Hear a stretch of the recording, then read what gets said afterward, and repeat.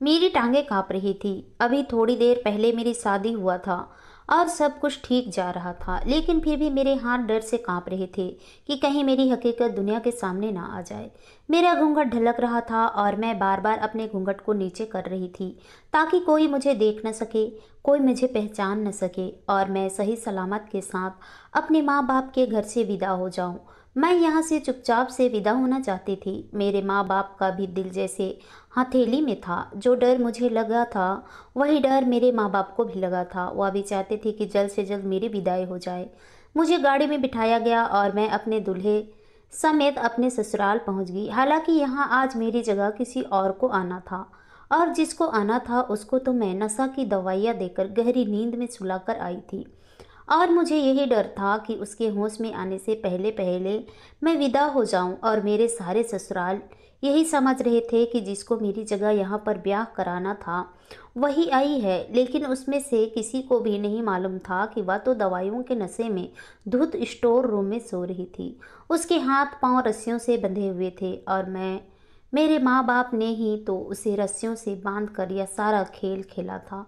वह कोई और नहीं, मेरी अपनी सगी बहन थी जिसे मैंने और मेरे माँ बाप ने नींद की दवाई देकर सुला दिया था और उसे बांधा दिया था ताकि होश में आने के बाद भी वह कोई हंगामा न कर सके, और उसके मुंह पर टेप बांध दिया था ताकि मेरी विदाई तक वो कोई आवाज़ न निकाल सके। विदाई का रस्म भी हो गई और मैं अपने ससुराल में अपने पति के कमरे में पहुंच चुकी थी। अभी तक मैंने घूंघट नहीं उठाया था और मैं घूंघट के अंदर मिन्नतें करती जा रही थी ताकि किसी को भी मेरी हकीकत का पता न चल सके। मगर किसी को मेरी हकीकत पता न चल सकती थी, क्योंकि एक बड़ी वजह यह थी कि मैं दुल्हन बनी हुई थी और मेरा यह रूप आज से पहले किसी ने नहीं देखा था। मेरी सास बार बार मेरा घूंघट उलटकर अपने रिश्तेदारों को अपनी बहू दिखाकर तारीफें लूट रही थी, क्योंकि मैं बहुत खूबसूरत लग रही थी। मैं सब लोगों की तारीफें वसूल करती और अपने इस रूप का फ़ायदा उठाकर मैं फ़िलहाल के लिए बिंदास हो गई थी कि मुझे कोई पहचान नहीं पाएगा। मगर जब मुझे कमरे में बिठाया गया तो अपने पति का सोचकर मेरी हथेलियां भीगने लगी। मुझे डर लग रहा था कि मैं अपने पति को बेवकूफ़ नहीं बना पाऊंगी, क्योंकि मैं जानती थी कि यह मेरे पति की मोहब्बत की शादी थी। वह मेरी बहन को बहुत पसंद करता था। यह रिश्ता भी उसकी कोशिशों से ही तय हो पाया था। वैसे तो हम दोनों बहनों में इतनी मुश्किल बात थी कि हमारे माँ बाप भी आज तक हमें नहीं पहचान पाते थे और गलत नाम ले बैठते थे। हमारी आवाज़, शक्ल, शरीर के साथ साथ रंगत भी बिल्कुल एक दूसरे से मिलती थी, क्योंकि हम जुड़वा बहन हैं। मगर मुझे डर था कि मेरा पति जिस कदर मेरी बहन की मोहब्बत में दीवाना था वह मुझे पहचान न ले, और मेरा डर तब और बढ़ गया जब मेरे पति कमरे में आए और मेरे सामने बैठकर मेरा घूंघट उल्टा और गहरी नज़रों से मुझे देखने लगे। मेरे पति मेरे हाथ थामकर मेरी तारीफ में ज़मीन आसमान मिला रहे थे।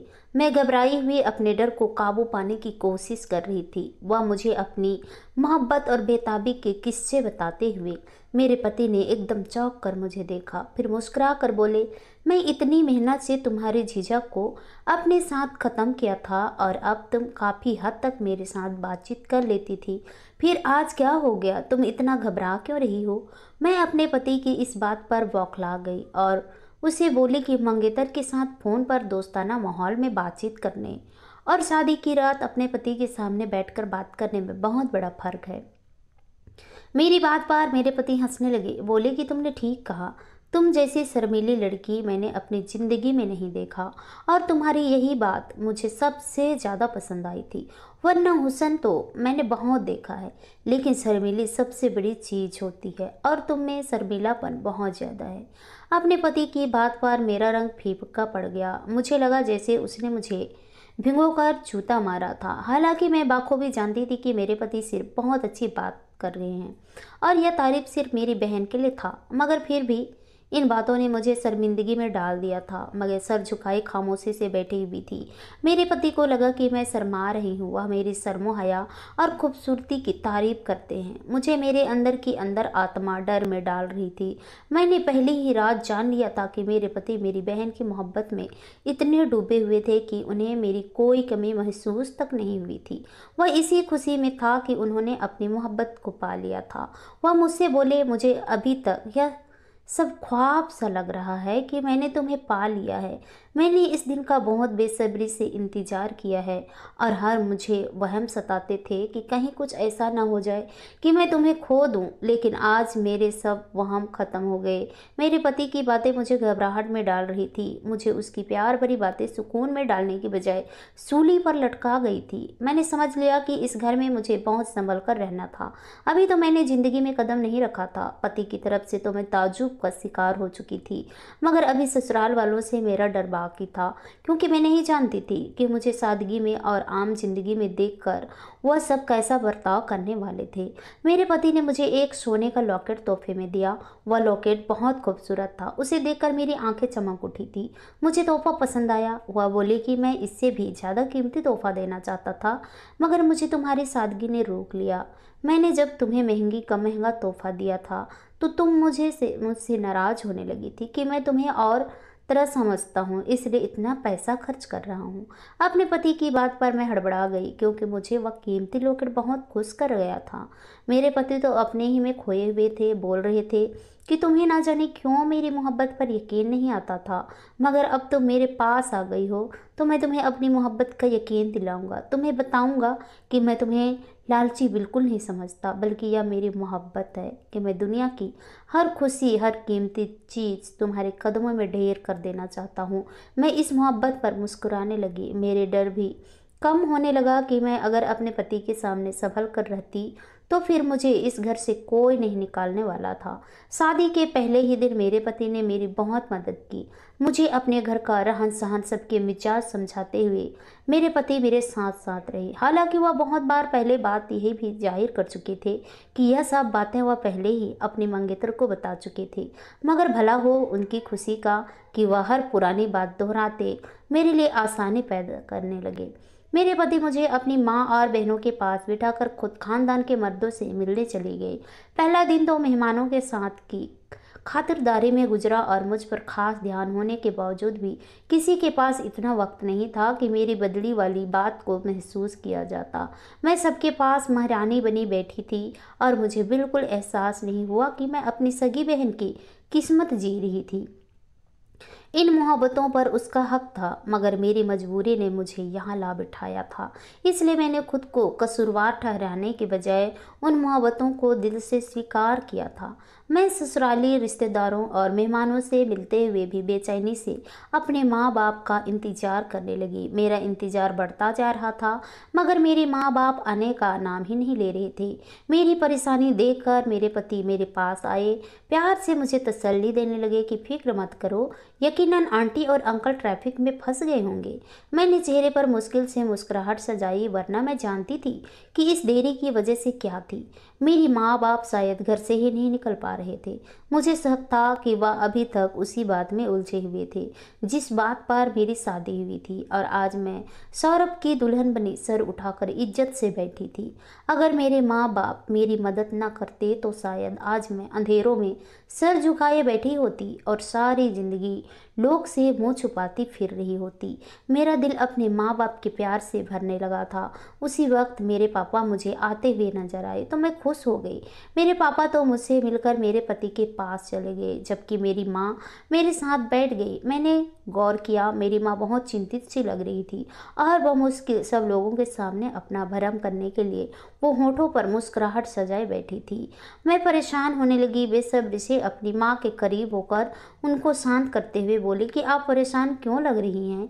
क्या उसने कोई दिक्कत खड़ा कर दिया है? मेरे सवाल पर मेरी माँ ने इस बात में सर हिलाया और धीरे से बोली कि अभी तो उसे सही से होश नहीं आया। वह नशा वाली दवा के बाद जितनी देर स्टोर में बंद रही, उसकी वजह से उसकी तबीयत बुरी तरह से खराब हो गई है। हम आज उसी की वजह से लेट हो गए। गलती से मैंने दवा को कुछ ज़्यादा ही मिला दी थी, इसलिए उसे होश नहीं आ रहा था। मेरी माँ की बात पर मैं परेशान हो गई। मैंने घबरा कर पूछा कि अब वह कैसी है? अगर उसे कुछ हो गया तो हमारा खेल सबके सामने खुल जाता और मेरा बसा बसाया घर खराब हो जाता। मगर मेरी माँ ने मुझे भरोसा दिलाया, बोली कि फिक्र मत करो, शुक्र है हमने इस वक्त डॉक्टर को बुला लिया था। डॉक्टर ने भी यही कहा कि अगर हम थोड़ी देर करते तो शायद वह जान से हाथ धो बैठती। मेरी माँ सांस भरते हुए बोली कि उसी को संभालने में हमें वक्त लग गया, लेकिन अब वो बेहतर है, मगर होश अभी भी नहीं आया। वो बोली कि मैं और तुम्हारे पापा बस थोड़ी देर के लिए आ गए हैं ताकि तुम्हारे ससुराल वालों को शक ना हो। हमें यह डर भी है कि पीछे वह होश में आ गई तो दिक्कत ना हो जाए। मेरे पापा अब भी मेरी बहन को उसी तरह मुंह हाथ बांधकर यहाँ आए थे। मुझे भी तसल्ली हो गई कि फिलहाल कोई दिक्कत खड़ा नहीं हुआ। मेरी माँ ने मुझसे मेरे पति के बारे में पूछा तो मैंने उन्हें भरोसा दिलाया कि उन्हें कोई शक नहीं हुआ। वो अब भी इसी खुशी में गुम थे कि वह अपनी मोहब्बत को पा चुके हैं। मैं सोच चुकी थी कि मैं अपने पति को अपनी तरफ से अपने बात से इतना आदी करूंगी कि कल को अगर मेरे पति के सामने कभी सच खुल भी जाए तो वह तब भी मुझ पर यकीन करे और मुझे ही सच्चा समझे। मेरे माँ बाप कुछ देर बाद वापस लौट गए। जाते जाते रस्म अदायगी के लिए मुझे और मेरे पति को अगले दिन अपने घर आने की दावत दी, मगर मैंने एकदम से इनकार कर दिया और शर्माने की अदाकारी करते हुए कहने लगी कि पहले हमें हनीमून पर जाना चाहिए। उनके घर तो हम इसके बाद भी जा सकते हैं। मेरी बात को और मेरी ख्वाहिश को समझते हुए मेरे पति ने खुश होकर मुझे देखा, फौरन मेरी हाँ में हाँ मिला दिया। मैंने शुक्र का सांस भरा कि वह शख्स कुछ ज़्यादा ही दीवाना था जिसका मुझे फ़ायदा हो रहा था। हम अगले ही दिन हनीमून पर रवाना हो गए। अपने पति की मोहब्बत भरी साथ में मैं सब डर भुला गई। मेरा अपनी माँ से फ़ोन पर बात होती रही जिसमें मेरी माँ मुझे मेरी जुड़वा बहन के बारे में जानकारी दे रही थी। मेरे लिए तसल्ली की बात यह थी कि मेरी बहन अभी तक ठीक नहीं हो रही थी। मेरी माँ ने मुझे दबे दबे आवाज़ में समझा दिया कि उसके ठीक होने से पहले पहले अपने कदम मजबूत कर लो। मैंने उन्हें विश्वास दिलाया। मैं जानती थी कि जल्द ही मेरे पति बिल्कुल मेरे बस में आ जाएंगे, क्योंकि मैं चंद दिनों के बाद उन्हें बाप बनने की खुशखबरी सुना देना चाहती थी कि किसी भी मर्द की कमजोरी उसकी औलाद होती है और मैं भी इस कमजोरी का सहारा लेना चाहती थी। मैं बहुत मजबूरी की वजह से शादी होकर यहाँ आई थी, मगर अब इतनी मोहब्बतें पाकर मेरा दिल चाहने लगा था कि मैं इसी रिश्ते को हक से जीऊं। सच तो यह था कि अपने पति पर मेरा हक ही था, क्योंकि मैं उनकी बीवी बन चुकी थी। हम चंद दिन एक साथ रहे। इतने दिनों में मैंने पहली बार अपने पति के व्यवहार को करीब से जाना था। उन्होंने मेरा हर डर दूर कर दिया था। उन्होंने चंद दिनों में मुझे इतनी मोहब्बत दी थी कि मैं अपनी हकीकत भूलकर गुरूर में मगन होने लगी। चंद दिन मेरे सुकून से गुजर गए। मेरा दिल चाहने लगा कि काश मैं और मेरे पति सबसे अलग रहे तो मुझे कभी किसी परेशानी का सामना ना होता, मगर हमें वापस तो जाना ही था। मेरा भी ख्वाब जैसे वक्त से पहले अंत हो पहुंचा। हम इस घर पहुंचे तो मैंने सास ननंदों को तोहफे देकर खुश करने की कोशिश की, तो मेरी ननंदों ने अपने तोहफे में अपनी नापसंदीदा चीज़ें देखकर हैरत से मुझे देखा। बोले कि भाभी, आप तो हमारी पसंद बहुत अच्छे से जानती थी, फिर आप यह तोहफे कैसे ले आई? मैं पहले तो इस बात से हड़बड़ा गई, क्योंकि शॉपिंग के वक्त मेरे पति ने यह बोलकर खुद को अलग कर लिया था कि तुम तो जानती हो मुझे औरतों की शॉपिंग करने का जानकारी है नहीं, दिलचस्पी है और बहुत चालाक लड़की थी। इसलिए मैंने अब न चालाकी करते हुए अपनी ननंदों को समझाया कि मैं जानती हूँ यह ड्रेस और यह रंग आपको ना पसंदीदा है, मगर मैं इसलिए लाई हूँ ताकि आप एक नई चीज़ आजमाएं। क्या खबर या आपको जच जाए। मेरी बात उसको पसंद आई। वो दोनों खुश हो गए। तब मुझे अंदाज़ा हुआ कि मेरी ननंदें बहुत सादा सी लड़कियां थीं जिनको खुश करना बहुत आसान काम था। मेरी सास और ननंदें मुझसे बातें कर रही थी और बहुत सी ऐसी बातें जिसमें मैं अनजान थी, क्योंकि उन लोगों में मेरा नहीं बल्कि मेरी जुड़वा बहन का रिश्ता हुआ था और फिर मंगनी भी चंद माह रही थी। वह लोग मेरी बहन के बहुत दीवाने थे। अक्सर मिलना जुलना तोहफे देना लगा रहता था। वह लोग उससे अक्सर मिलते रहते थे और अभी भी उनकी बातों में ज़्यादातर पुरानी बातों का जिक्र शामिल था। मैं मुश्किल से उसकी बातों को समझ पा रही थी। मेरे हाँ हूँ में दिए जाने वाले जवाब को सुनकर कहने लगी कि अपनी सास की बात पर मैं बुरी तरह से घबरा गई। मुझे लगा जैसे वह मुझे पकड़ चुकी है, जान गई है कि उनकी बहू बदल चुकी है। मैंने डरते डरते अपनी सास को देखा, जो खोजती नज़रों से मुझे देख रही थी। मैं घबरा कर कहा कि मैं शादी की वजह से थकान का शिकार हूँ। पहले शादी की थकान, फिर उस पर हनीमून पर गुजरे चंद दिन और लंबा सफ़र, तो मुझे थकन महसूस हो रही है। मैं बातें ज़्यादा वक्त याद नहीं रख पाती, इसलिए जब आप लोग यूँ पुरानी बातों को छेड़ते हैं तो मैं बहुत सी बातों को याद करने में वक्त लगा देती हूँ। मेरे इस बहाने पर मेरी सास ने हैरत से मुझे देखा था। मुझे डर था कि मेरी सास मेरे बहने को स्वीकार नहीं करेगी और ज़रूर मुझ पर शक करेगी, मगर मेरी किस्मत ने यहाँ मेरा साथ दिया और मेरी सास मेरी बात को हाँ कर गई। वह मुस्कुरा कर बोली कि तुम आराम करो, अपनी थकन उतारो, अब कोई तुम्हें तंग नहीं करेगा। मेरी सास ने मेरी ननंदों को भी समझा दिया कि तुम्हारी भाभी थकन का शिकार है, उसका ख्याल रखा करो। मुझे उन लोगों की मोहब्बत पर मज़ा आ रहा था, क्योंकि वह लोग बेखबर थे, मगर मैं जानती थी जिस पर वह लोग मोहब्बत लुटा रहे थे वह उनकी हकीकत बहू नहीं थी। मुझे अपनी बहन पर हैरत हो रही थी। मेरी बहन हमेशा से बहुत दब्बू और अलग थलग रहने वाली लड़की थी। वह कम ही लोगों से मिलती जुलती थी, मगर अपने ससुराल वालों की उसके लिए दीवानगी देखकर मुझे हैरत हुई थी कि कैसे उसने पूरे घराने को काबू में कर रखा था, कि मेरा हर सच झूठ आंख बंद करके मान लिया जाता है। मैं अपने पति के साथ अपने घर आई तो मेरे माँ बाप बौखला कर गए। मेरी माँ ने बताया कि मेरी बहन काफ़ी हद तक संभल गई है, इसलिए उन्हें डर था कि कहीं मेरे पति को खबर ना हो जाए। मैंने कोशिश की थी कि मेरे पति जल्दी रवाना हो जाए। मैं इतना तो जान चुकी थी कि मेरे पति मुझे वहाँ रुकने की इजाज़त नहीं देंगे, और रात का खाना खाते ही मेरे पति वापसी के लिए उठ खड़े हुए। मुझे भी चलने का कहा। मैं जल्दी से चादर ओढ़ती उनके साथ खड़ी हो गई। मेरे पति इस बात से बहुत खुश हुए। वापसी पर घर आते हुए मुझसे बोले कि मुझे लगता है मैं तुम्हारे दिल में अपनी जगह बनाने में नाकामयाब हुआ हूँ।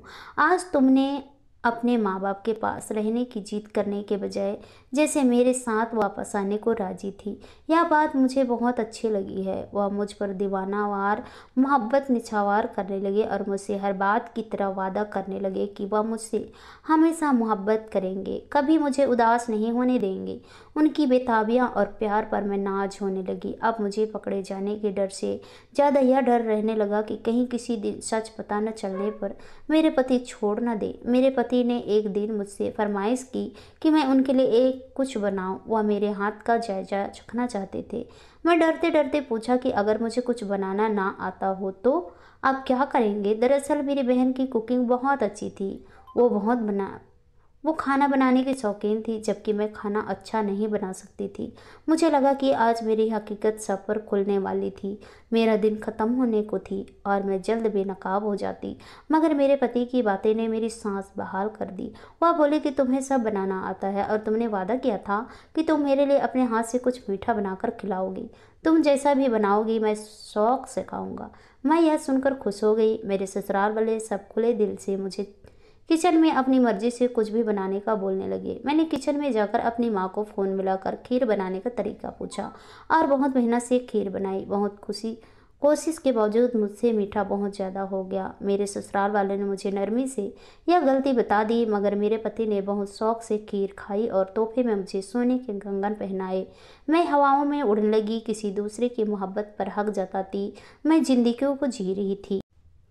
मेरे अंदर का डर खत्म हो गया था और मेरे अंदर जो थोड़ी बहुत शर्मिंदगी थी वह भी खत्म हो गई थी। मैंने उस दिन जिंदगी में बाकायदा कदम रखा था। मैं घर के कामों में कभी दिलचस्पी नहीं ली थी, मगर अब अपने पति के लिए मैं घर के काम करने लगी। मैं तब अपने पति के नरम दिल को जान पाई। मुझे हैरत होती थी, कोई मर्द इतना नरम दिल और ख्याल रखने वाला कैसे हो सकता था। मेरे पति को मेरी कोई बात बुरी नहीं लगती थी। वह हर मुमकिन कोशिश करते थे कि मेरी हर खुशी और ख्वाहिश को पूरा करे। मैं बहुत बार घर के कामों में गलती कर बैठती थी, मगर मेरे पति गुस्सा करने के बजाय बर्दाश्त कर जाते, बल्कि अक्सर गलतियों पर या काम खराब कर देने पर जब मैं खौफ का शिकार हो जाती कि शायद अब मेरे पति गुस्सा करेंगे, मेरे पति उल्टा मुझे ही तसल्ली देते और नॉर्मल करने की कोशिश करते। दरअसल मेरे पति को जिससे मोहब्बत थी वह मेरी जुड़वा बहन थी। उसकी फितरत बहुत सुलझी हुई और सलीका लड़की थी उसमें संस्कार कूट कूट कर भरा था, जबकि मैं घर के मामले में हमेशा लापरवाही बरतती जाती थी, जिसकी वजह से अपने ससुराल में मुझे अक्सर घबराहट का सामना होता था। लेकिन मेरे पति ने जिंदगी के हर मोड़ पर मेरा साथ दिया। मेरी ज़िंदगी बहुत खुशनुमार गुजार रही थी, मगर तब एक दिन मेरी माँ के फ़ोन ने मेरे होश उड़ा दिए। वह एक साधारण व्यक्ति था। जब मेरे पति काम से घर आ चुके थे, मैंने अपने पति के लिए किचन में चाय बना रही थी जब मुझे मेरी माँ का फ़ोन आया। मैंने फ़ोन उठाकर मुस्कुराते हुए प्रणाम किया, मगर आगे से मेरी माँ की घबराई हुई सी आवाज़ आई। वो बोली कि उसे होश आ गया है, उसकी तबीयत ठीक हो गई है।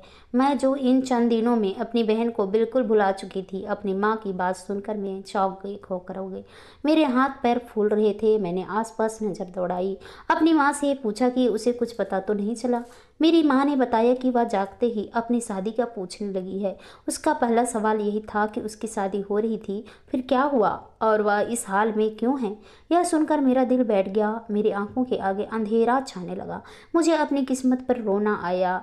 अब जब मेरा दिल यहाँ लग चुका था, मैं अपने पति से बेपनाह मोहब्बत करने लगी थी, तो मेरी बहन होश में आ गई।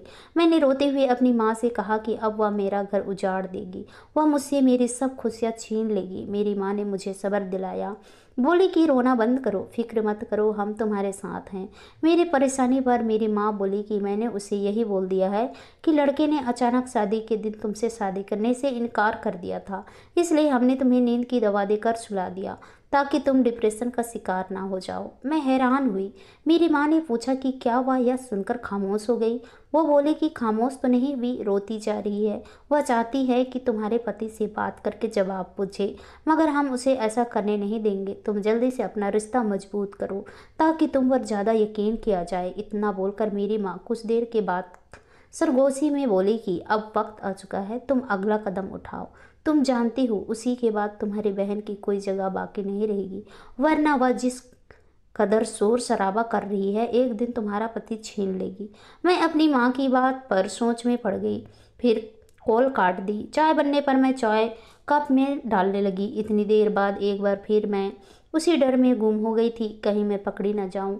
और इस बार यह डर भी शामिल था कि मुझे मेरे पति छोड़ देंगे। मैं यहाँ मजबूरी और ज़रूरत के तहत आई थी, मगर अब यह मेरी पसंद की शादी बन चुकी थी। मैं परेशान सी चाय लेकर अपने पति के पास जा बैठी। मेरे पति मेरी परेशानी महसूस करके बेचैन हो गए। मुझसे पूछने लगे कि तुम्हें क्या परेशानी है। मैंने कहा कुछ नहीं, मेरी तबीयत कुछ ठीक नहीं है। मेरे पति अपना आराम भूल गए, मुझे अपने पास बिठाकर फिक्र जाहिर करने लगे। मैंने बहुत कोशिश की उन्हें विश्वास दिला सकूं, मगर वह बेशक हो चुके थे। मेरा सर दबाते हुए अपनी मोहब्बत जाहिर करने लगे और मेरी आंखें इस मोहब्बत पर भर आई। मैं इसी चाहत और फिक्र की आदी हो चुकी थी। मैं अपने पति से जुदा नहीं होना चाहती थी। मेरा दिल चाहा मैं फूट फूट कर रोऊं। मेरे पति एक खुश मिजाज और बहुत अच्छे इंसान थे, ऐसा इंसान जो हर औरत को मिले। मेरी परेशानी 2-3 दिन तक जब ख़त्म ना हुई तो मेरे पति मेरे लिए परेशान रहने लगे। मेरी सास ने डॉक्टर को दिखाने का बोला तो मेरे पति मुझे डॉक्टर के पास ले गए। डॉक्टर ने चेकअप करने के बाद मेरा भरोसा दिलाया कि ऐसा हालात में औरत परेशान हो जाया करती है। डॉक्टर की बात पर मेरे पति हैरान हो गए, मैं भी हैरान हुई। तब डॉक्टर ने हमें बताया कि मैं माँ बनने वाली हूँ। यह खुशी की खबर मेरे पति को खुशी से बेहाल कर गई। डॉक्टर से सलाह लेकर मेरे पति मुझे घर लेकर आ गए और अब सबको यह खबर सुनाई। मेरे पति इकलौते बेटे थे, इस लिहाज से यह खुशी की खबर मेरे ससुराल वालों के लिए बहुत अहमियत की बात थी। मेरे ससुराल वालों ने इस खबर के बाद मुझे तो सर पर बिठा लिया। मेरे पति की मोहब्बत बढ़ गई। वह मेरा ऐसे ख्याल रखने लगे जैसे मैं कांच की गुड़िया हूँ जो जरा सी शक्ति पर टूट जाऊंगी। मैं उस दिन के बाद से बिंदास हो गई। अब मेरी जगह कोई नहीं ले सकता। मेरी माँ भी यह सब सुनकर खुश हो गई, मुझे बार बार हिदायत देने लगी कि अब फूंक फूंक कर कदम रखना। मैं भी संभल कर रहने लगी। तभी एक रोज़ मेरी माँ ने मुझे फ़ोन करके कहा कि हो सके तो घर चक्कर लगाओ, मुझे तुमसे ज़रूरी काम है। मैं अपनी माँ के लहजे में परेशानी महसूस करके घबरा गई। अब तो वैसे भी मेरी ज़िंदगी का हर दूसरा लम्हा एक नया खौफ लेकर आता था। मैंने अगले दिन अपने पति से कहा कि वह काम पर जाते हुए मुझे मेरे माँ बाप के पास छोड़ दी, वापसी पर मुझे ले ले, क्योंकि वहाँ रहने के लिए मेरे पति वहाँ रहना नहीं चाहते थे। उनका बस नहीं चलता था, वह हर वक्त मुझे अपनी नज़रों के सामने रखते थे। मेरे कहने पर पति मान गए। अपने ऑफिस जाते हुए मुझे मेरे मैके छोड़ दिया। मैं जल्दी से घर में दाखिल हुई। मेरी माँ मुझे देखकर अंदर ले आई। मैंने परेशानी से पूछा कि क्या हुआ है, क्या उसने कोई दिक्कत खड़ा कर दिया है। तब मेरी माँ ने बताया कि मेरी बहन का बहुत अच्छा रिश्ता आया है। वह औरत मेरी माँ की बहुत पुरानी दोस्त थी, हाल ही में माँ से मिली है। माँ ने उन्हें अपनी बेटी से मिलवाया तो उन्हें मेरी बहन बहुत पसंद आ गई। उन्होंने रिश्ता मांग लिया। मैं यह सुनकर खुश होगी। अगर मेरी बहन की शादी हो जाती तो मेरे सर पर लटकी खतरे की तलवार हट जाती और मुझे यूं डर डर कर जिंदगी न जीनी पड़ती। मगर मेरी माँ के अगले बात ने मेरी सारी खुशी मिट्टी में मिला दिया। वो बोली कि रिश्ता बहुत अच्छा है, हम हाँ भी करना चाहते हैं। मगर वह नहीं मान रही है। शादी के जिक्र पर वह रोने लगती है। मुझे अपनी बहन पर गुस्सा आने लगा। वह अपनी बहन से सबको लटकाए हुई थी। मैंने अपनी माँ से कहा कि सख्ती करके मनवा लो, वह तो हमेशा से दब्बू किस्म की लड़की है, जिस पर जरा सी सख्ती की जाती है तो फौरन सर झुका लिया करती थी। मगर मेरी माँ ने परेशानी से बताया कि मेरी उससे ज़्यादा नशे देने वाली गलती की वजह से उसकी हालत बहुत नाजुक रहने लगी है। वह बोली कि डॉक्टर ने सख्ती से मना किया है कि वह जान का दबाव शिकार न हो, वरना जान से हाथ धो बैठेगी, इसलिए उस पर सख्ती ना नहीं करने सकते। और शादी टूटने के बाद से वह बहुत कमज़ोर दिल की हो गई है, हर वक्त रोती रहती है। मैं अपनी माँ की बातें सुनकर बेजान सी हो गई, सर पकड़कर बैठ गई। ऐसा लगता था कि उसके मरने से पहले मुझे कभी सुकून नहीं मिलने वाला। मेरी माँ मेरे लिए खाना बनाने चली गई। मैं दबे पांव अपनी बहन के कमरे में गई। छुप कर उसे देखा तो मेरी आंखें फटी की फटी रह गई। वह बेहद कमज़ोर हो रही थी। उसकी वीरान आंखें छत पर जमी हुई थी। उसके लब बिल्कुल खुश्क हो रहे थे। उसे देखकर मुझे डर आने लगा। मुझे लगा वह मरने ही वाली है। मैं डर से कमरे से निकल आई। मेरा दिल बेचैन होने लगा। मैं घबराने लगी। अपनी माँ से उसके बारे में बात की तो वह रोने लगी। बोली कि इसलिए मैं नहीं चाहती हूँ कि उसकी शादी जल्दी हो जाए, ताकि घर बार में सब कुछ भूल जाए और ठीक हो जाए। वो बोली कि मैंने इसी मकसद से तुम्हें बुलाया है। मैं अपनी माँ की बात पर चौंक गई। वह बोली कि मैं उसे पहले की बता चुकी हूँ कि तुम्हारी शादी हम बहुत खामोशी से कर चुके हैं। अब तुम उसके सामने जाओ, उसे बताओ कि तुम कितनी खुश हो और शादी के बाद कितने ऐसे हो। तुम दोनों हमेशा से एक दूसरे की जिद में ही वही काम करने की कोशिश किया करती थी। अभी भी यह यकीन तुम्हें देखकर शादी करने का सोचेगी। अपनी माँ की बात सुनकर मैंने फौरन से अपने पति की दी हुई महंगी ज्वेलरी पहनने लगी। अपने चेहरे पर हल्का फुल्का मेकअप किया। मैं अपनी बहन के सामने गई तो वह मुझे देखकर चौंक गई। मैं उससे मिलकर बहाने से अपनी खुशगवार जिंदगी के बारे में बताने लगी। हम दोनों बहनें बहुत खूबसूरत थी और अब तो मैं अपने पति की इतनी मोहब्बत पाकर कुछ ज़्यादा ही निखर गई थी। उस पर मेरा महंगा ड्रेस, सोने के जेवरात ने मेरी दिलकशी में बढ़ावा कर दिया था। मगर मुझे तब हैरत का झटका लगा जब मेरी बहन ने ताकर रुख फेर लिया। वह बोले कि तुम इसलिए खुश हो क्योंकि तुम्हारी मोहब्बत की शादी हुई है। यह सोना जेवर तब भला लगता है जब दिल राजी हो। मेरी बात का उसको बिल्कुल फर्क नहीं पड़ता था। मैं चाहे जिस हाल में भी रहती, वह जिंदगी से उठी हुई लग रही थी। मैं हार मान गई, सर पकड़कर बैठ गई। शाम मैंने बहाना कर दिया कि मेरी तबीयत ठीक नहीं है, इसलिए मुझे खुली हवा में सांस लेना है। मेरे पति मेरी बात पर फौरन मुझे लेकर घर से निकल आए। यूं मैंने हर बार की तरह इस बार भी अपने पति को घर में घुसने से रोक दिया। उस रोज के बाद से मैंने अपने मैके जाने से परहेज किया। मेरी माँ अक्सर मुझसे मिलने आ जाती थी। मेरे पापा अब हर वक्त परेशान रहने लगे थे क्योंकि मेरी बहन के बहुत रिश्ते आ रहे थे, मगर वह सब रिश्ते ठुकरा जा रही थी और बिल्कुल जिंदगी से बेजान होती जा रही थी। मेरी माँ उसे देख देख कर डरने लगी थी कि वह किसी दिन अपने हाथ से अपनी जान ना ले बैठेगी। वह पहले बहुत हंसमुख और जिंदगी से भरपूर लड़की हुआ करती थी। कभी कुछ बातें बच्चों की तरह जिद करके मनवा लिया करती थी, मगर अब तो वो बिल्कुल चुप चुप सी हो गई थी। यहाँ मैं भी हर वक्त परेशानी की वजह से तबीयत खराब करवा कर अस्पताल जा पहुंची थी। मेरे पति मुझे खुश रहने की कोशिश करके परेशान हो चुके थे, मगर मेरे अंदर यह डर जड़ पकड़ चुका था कि किसी दिन अचानक मेरी बहन मेरे पति के सामने आ जाएगी और उसे सब कुछ बता देगी। यह डर मुझे कहीं चैन नहीं लेने दे रही थी। इसी परेशानी और डर में कुछ माह गुजर गए और मैं कुछ दिन तबीयत बिगड़ जाने पर अस्पताल पहुंच गई।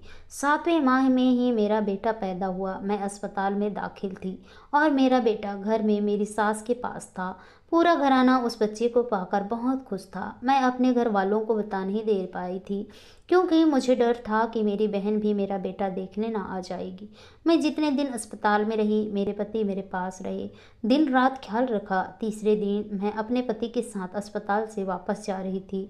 जब गाड़ी की तरफ बढ़ते हुए अचानक हमने सामने देखा तो मेरी बहन काला साल ओढ़े अस्पताल में दाखिल हो रही थी। मेरा पति एकटक उसे देख रहे थे। मेरी बहन ने वही साल पहन रखी थी जो मेरे पति ने बहुत शौक से ऑर्डर पर मेरी बहन के लिए बनवाई थी और मंगनी के बाद तोहफे में दी थी। वह उस शॉल को ओढ़कर जाती थी। मेरी बहन को देखकर वह हैरत रह गए, जबकि मेरे तो पैरों तले से जमीन निकल चुकी थी। मेरे सामने ही मेरे पति भागते हुए मेरी बहन के पास पहुंचे। उसका बाजू पकड़कर उसे रोकते हुए हैरत से उसे देखने लगे। वह कुछ बोल ही नहीं पा रही थी। यकीनन वह इस बात पर उलझ कर रह गए थे कि उनकी मोहब्बत और बीवी हम शकल मगर दो अलग अलग लड़कियां थी। मैं कुछ फासले पर शौक खड़ी थी। मेरी बहन ने एक झटके से अपना बाजू मेरे पति से छुड़वाया और सख्ती से बोली कि आपने किस हक से मुझे हाथ लगाया? क्या भूल गए कि मुझसे मंगनी करके शादी के रोज़ धोखा देकर चले गए थे? तुम जैसे बेवफा मर्द होते हैं जो हम जैसी लड़कियों को सुनहरे ख्वाब दिखाकर फिर उनकी ज़िंदगी से हर रंग नोच कर उन्हें मारने के लिए अकेला छोड़ देते हैं। मेरी बहन के शब्द की सच्चाई उसके वजूद पर बिल्कुल सही थी। वह इन चंद माह में वाकई ज़िंदगी से निराश लड़की लगने लगी थी। मेरे पति ने उसके शब्द पर पलट कर बेयकीनी से मुझे देखा तो मैं नज़रें झुका गई। वो बोली कि मैंने कब बेवफाई की? मैं तो तुम्हें पाने के लिए आखिरी लम्हे तक बेचैन था। तुम्हारे घर बारात लाया, तुम्हें ब्याह कर भी लाया।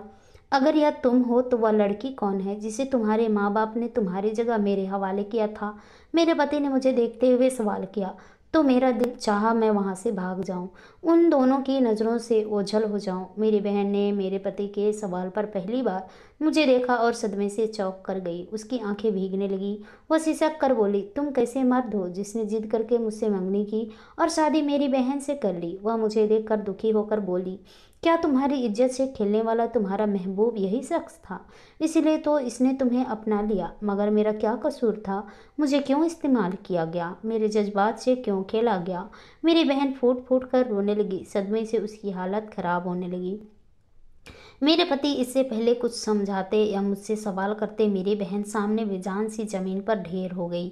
मेरे पति पागलों की तरह उसे पुकारते झुक कर उसे अपने बाजुओं में उठाने लगे। यह मंजर मेरी आंखों में भर गया। मैं वहां खड़ी रह गई और मेरे पति मेरी बहन को लेकर अस्पताल के अंदर भाग गए। वह समझ चुके थे कि उसकी मोहब्बत मैं नहीं बल्कि वह लड़की थी जो मौत के मुंह में थी। जो गलतफहमी मेरे माँ बाप ने और मैंने फैलाई थी वह जल्द दूर हो जाती। मैं अपना अंजाम जान गई थी। मैं तेजी से अस्पताल से निकली, रिक्शा लेकर घर पहुंची। मेरी हालात बुरी तरह खराब हो रही थी। मेरी माँ मुझे देख घबरा गई। मैंने चीखते हुए अपनी माँ से अपनी बहन के बारे में पूछा तो वो बोली कि वह बहुत बीमार रहने लगी है, आज भी मेरे कहने पर अपने इलाज के लिए अस्पताल गई है। मैं यह सुनकर रोने लगी। हमने जितना भी खेल खेला मगर उसे ऊपर वाले ने मेरे पति के सामने ला खड़ा किया है। मैंने रोते हुए अपनी माँ को सब बात बता दिया। वह सब कुछ सुनकर मुझे कोसने लगी। बोली कि तुम जैसी बदचलन बेटी के लिए हमने अपनी मासूम बेटी को इतनी दुख दी और तुम्हें उसकी जगह भेजा, मगर देखो किस्मत ने फिर से तुम्हें हमारे सर पर मढ़ दिया है। मैं बेयकीनी से अपनी माँ को देखने लगी जो महीनों बाद फिर से मुझे ही डांट रही थी। मैं चुप हो गई और मेरी जुड़वा बहन दो अलग जान थी मगर शक्ल सूरत बिल्कुल एक जैसी। मैं जितनी तेज तर्रार और बेबाक थी वह उतनी सीधी और मासूम थी। मेरी दोस्ती एक लड़के से हुई थी जो मेरे हुस्न का दीवाना था। हमारी दोस्ती को कुछ महीना गुजरा तो उस लड़की की जीत पर मैं उससे मिलने उसके फ्लैट पर चली गई, मगर वहाँ उस लड़के ने मेरे साथ ज़बरदस्ती करके मेरी इज्जत लूट ली। मैं लुटे फुटे घर पहुँची तो पता चला कि मेरी बहन का उसी दिन बहुत अच्छा रिश्ता आया था। मेरी बहन इस रिश्ते पर राजी नहीं थी क्योंकि वह उस लड़के को नहीं जानती थी, मगर वह लड़का उसकी मोहब्बत में पूरी तरह दीवाना था। इन्हीं दिनों में अपने बदचलन की वजह से अपना सब कुछ गंवा कर अंधेरों में छुपी रहती थी। उन दिनों उस लड़के की जीत पर मेरी बहन की धूमधाम से मंगनी हुई थी। मंगनी के बाद भी महीनों मेरे माँ बाप ने मेरे बारे में मेरी बहन के ससुराल वालों को नहीं बताया क्योंकि वह मुझ जैसी ना कटवाने वाली बेटी को जमाने में दिखाना नहीं करवाना चाहते थे। मेरी बहन की शादी की तैयारियां हुई। उन्हीं दिनों मुझ पर सौरभ, मेरी मासूम बहन की ज़िंदगी में आने वाला पहला मर्द था, इसलिए वह उसकी बेवफाई बर्दाश्त नहीं कर पाई और मैं वहां उसके हिस्से की खुशियां समेटे जा रही थी। फिर मेरी माँ की दोस्त डॉक्टर ने हमारा साथ दिया और यूं मेरी 2 माह की प्रेगनेंसी को मेरे पति के सामने 1 माह की बनाकर पेश किया गया। मेरा बेटा भी अपने वक्त पर हुआ था, मगर उसी डॉक्टर ने उस बच्चे को 7 माह का कह दिया। हर वक्त की परेशानी और डिप्रेशन की वजह से मेरा बेटा बहुत कमज़ोर था, इसलिए 7 माह का ही लगता था। सब ठीक चल रहा था, मगर मेरी बहन मेरे पति के सामने आ गई और अब मैं जानती थी वह मेरे पति को सब कुछ सच बता देगी। मेरे माँ बाप ने मेरा साथ देने से इनकार कर दिया। कुछ दिन बाद जब मेरी बहन की हालत संभली तो उसे एक बेहतरीन अस्पताल में बाकायदा इलाज के लिए दाखिल करवाकर मेरे पति हमारे घर आए। उन्होंने बहुत हंगामा किया, हमारे धोखा देने पर गुस्सा होने लगे। उन्होंने मुझे तलाक दे दी, मेरे बेटे को लाकर हमारे हवाले कर दिया। मेरी बहन ने सगे माँ बाप के इस धोखे को दिल से लगा लिया। मेरी माँ बाप ने उससे मिलने की कोशिश की तो वह बेदर्दी से बोली कि उसका अब इस दुनिया में कोई रिश्ता नहीं है। मुझे अपने माँ बाप के घर में रहते हुए चंद माह हो चुके थे। मेरे पति ने मेरी बहन को सब कुछ सच बताकर माफ़ी मांग ली। वह उससे शादी करके उसे अपने घर ले गया। मेरी बहन ने मेरे माँ बाप को तो माफ़ कर दिया, मगर उसने इस घर में आने से इनकार कर दिया। अब एक स्कूल में पढ़ाती हूँ, अपने और अपने नाजायज बेटे का खर्च खुद उठाती हूँ। मेरे दिल में से आज तक अपने पति की मोहब्बत नहीं निकल पाई, मगर मैं जानती हूँ मैं उसे भूल चुकी हूँ, क्योंकि उस शख्स की मोहब्बत की असल हकदार उसके पास पहुँच चुकी है। और जितना वह मेरी बहन का दीवाना था, अब वह यकीनन दुनिया भुला चुका होगा। आशा करती हूँ दोस्तों आप लोगों को यह कहानी पसंद आई होगी। कहानी पसंद आई तो कहानी को लाइक कीजिए, शेयर कीजिए, कमेंट कीजिए और ऐसी ही कहानी सुनने के लिए प्लीज़ हमारे चैनल को सब्सक्राइब जरूर कीजिए। तो चलिए दोस्तों, मिलते हैं नेक्स्ट किसी नई कहानी के साथ। तब तक के लिए बाय बाय, अपना ख्याल रखिए।